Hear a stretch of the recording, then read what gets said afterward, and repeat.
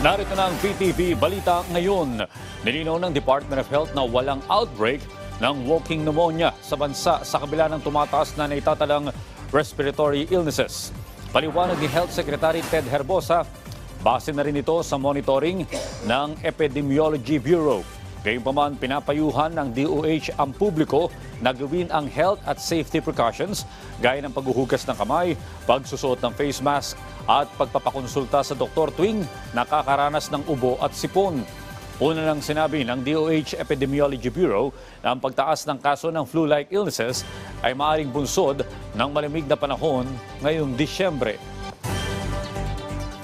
Sa iba pang balita, nasa 806 na aplikante ang na-hired on the spot sa 3 araw na job fair ng Department of Labor and Employment bilang bahagi ng pagdiriwang ng ika-70 anibersaryo ng ahensya. Ang mga na-hire on the spot ay kabilang sa 6,138 na aplikante na nagpunta sa job fair sa National Capital Region at iba pang bahagi ng bansa noong December 1, 2 at 4. 440 naman sa mga aplikante ay nirefer sa TESDA.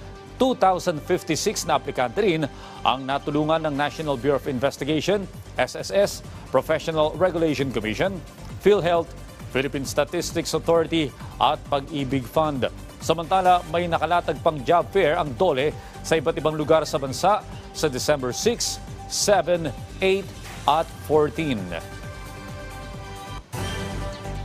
At yan ang mga balita sa oras na ito. Para sa iba pang update, i-follow tuloy kami sa aming social media sites sa @PTVPH.